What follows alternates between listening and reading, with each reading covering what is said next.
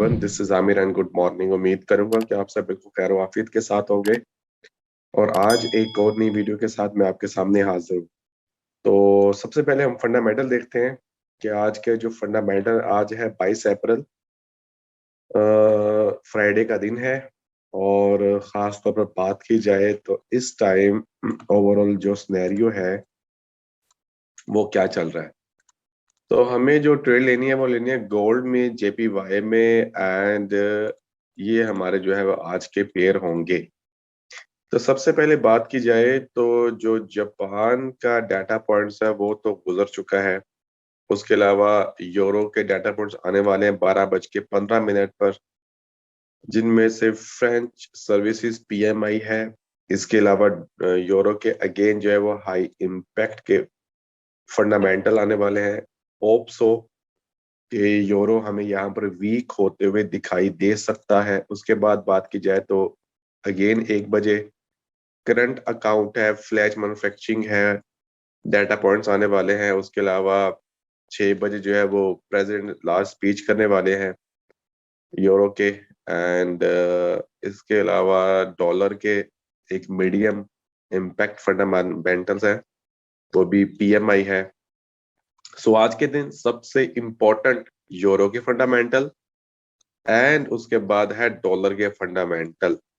तो ये हमारे पास फंडामेंटल है। तो आज इन पेयर्स में हम ट्रेड की अपॉर्चुनिटी फाइंड आउट कर रहे हैं। Gold US30, euro JPY and USD JPY है। तो सबसे पहले हम बात करते हैं गोल्ड के हवाले से। सो गोल्ड के हवाले से अगर बात की जाए तो गोल्ड का हमने एक लेवल जो है वो फाइंड आउट किया है। याद रखिएगा, जब जब जो है वो मार्केट की क्लोजिंग होती है, यानी लास्ट डे की क्लोजिंग हुई, हमेशा लास्ट डे की क्लोजिंग को देखकर जो है वो सिस्टमेटिकली चीजों को देखना पड़ता है और उसके बाद जो है वो लेवल को अप एंड डाउन साइड पर जो है उसे खास तौर पर रीएडजस्टमेंट करना पड़ता है। तो फाइनली हमारे पास ये एक बहुत आइडियल यहाँ पर लेवल जो है वो मौजूद है, जो कि यहाँ पर सस्टेन कर रहा है।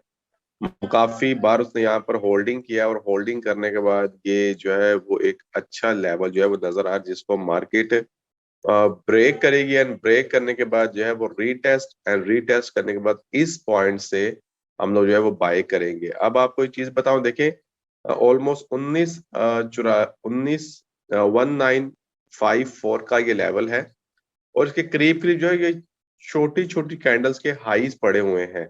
ठीक है, तो आपने कोशिश ये करनी है कि अगर आपको इस ये जो मैंने पूरा बॉक्स मार्क किया, अगर यहाँ से कहीं से आपको बाइंग अपॉर्चुनिटी मिलती है आफ्टर द ब्रेकआउट, ब्रेकआउट के बाद अगर प्राइस वापस आती है इस तरह की कैंडल्स के साथ, इस तरह की कैंडल के साथ होल्डिंग करती है, देन आप यहाँ से बाय करोगे और पहला हमारा टारगेट ये है।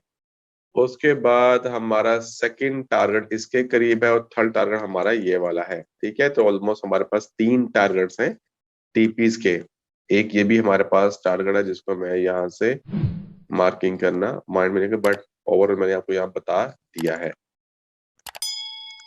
उसके बाद हम बात करते हैं US30 के हवाले से। US30 को जो कल हमने प्रेडिक्ट किया था, काम तो उसने वैसा ही किया है कि एग्रेसिव ब्रेकआउट किया है, बट रीटेस्ट के लिए लाजमी आएगा, क्योंकि मार्केट का एक बिहेवियर है, एक उसका मोमेंटम है, एक उसके चलने का स्टाइल है और एक मार्केट स्ट्रक्चर्स है कि जब मार्केट ब्रेकआउट करती है तो रीटेस्टिंग के लिए लाजमी जो है वो आती है। तो रीटेस्टिंग के लिए प्राइस का पुल बैक है, उसके बाद ओवरऑल इस पॉइंट से जो है वो सेलिंग है। ठीक है, होल्डिंग के बाद पहला टारगेट एंड सेकंड टारगेट ऐसा जो है वो हमारा ये वाला पॉइंट रहेगा।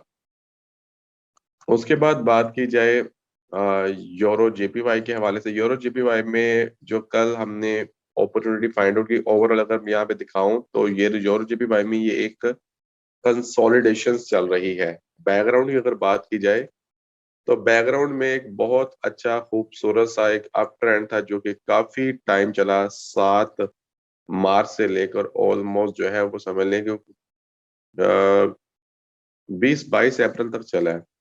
ठीक है, तो काफी अच्छा एक बुल रन था यहाँ पर उसने कंसोलिडेट किया, नीचे अगेन उसने कंसोलिडेट किया एंड अगेन उसने बुल रन को स्टार्टअप किया। बट मार्केट के बैकग्राउंड को देखते हुए ये लग रहा है कि कुछ नहीं तो ये यहाँ तक आके फिर सकता अपसाइड, बट ये टूटेगा एंड देन फिर अपना मूड बनाएगा किस साइड का। लेकिन फिलहाल अगर देखा जाए तो फिलहाल मार्केट जो है वो क्लियरली कंसोलिडेट कर रही है, ठीक है।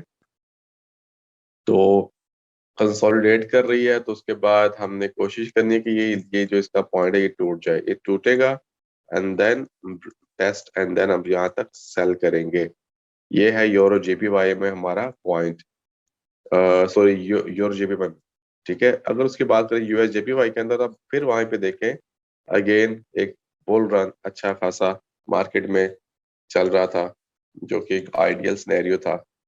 काफी अच्छा लंबा बुल रन चला है मार्केट में यूरो जेपीवाई के हवाले से, ड्यू टू द सेंटिमेंट जो कि रशिया और यूक्रेन की आपस में जो फाइटिंग हुई थी उसकी वजह से रिस्क सेंटिमेंट जो था वो ट्रिगर किया था and then go for the upside till this point. So फिलहाल अगर बात की जाए तो अगेन वही वाला काम चलना स्टार्ट हो गया, कंसोलिडेशन चल रही है, रेंज बाउंड चल रही है। तो लेवल ये है ब्रेकआउट रीटेस्ट पहला एंड सेकंड टारगेट हमारा ये वाला है। तो ये है हमारे आज के 4 पेयर। आज ये भी ज़हन में रखिएगा फ्राइडे है, फ्राइडे वाले दिन ऑलमोस्ट जो है वो मोमेंटम इतना खास होता नहीं है, होता है बट लिटल बिटल होता है। ओवरऑल फ्राइडे को जो बड़े बड़े बैंक्स होते हैं, बड़े बड़े इंस्टीट्यूशनल्स होते हैं और जो बड़े बड़े इन्वेस्टर्स होते हैं वो अपनी प्रॉफिट टेकिंग करते हैं, वीकली प्रॉफिट टेकिंग का कुछ सिनेरियो कर रहे होते हैं। सो सेटलमेंट्स जो है वो चल रही होती है। बट लेट्स सी अभी जो है वो क्या सिनेरियो चलता है। सो हम इसको ये जो है वो फॉलो अप करेंगे एंड देन हम लोग यहाँ तक जो है वो आएंगे। तो ट्रेड लेने से पहले लाजमी एक दफा न्यूज पे नजर लगा लेगा। ऐसा ना हो कि आपने ट्रेड ली है और न्यूज आने वाली है यूरो जेपीवाई की तो आपने एसएल हिट करवा लिया, ठीक है। तो लाजमी आपने ऐसा चीजों को नोटिस में रखना है। रिस्क मैनेजमेंट लाजमी कीजिएगा, ठीक है। रिस्क मैनेजमेंट साथ है तो आप हमेशा, हो सकता है कि जहां आपने 1 साल काम करना है वहां पर आप 5 साल तक भी काम कर सकते हैं रिस्क मैनेजमेंट के साथ, स्लोली स्लोली बिंदा रेज। तो मिलते हैं इंशाल्लाह नई वीडियो में, अपना ख्याल रखिएगा, तब तक के लिए टेक केयर।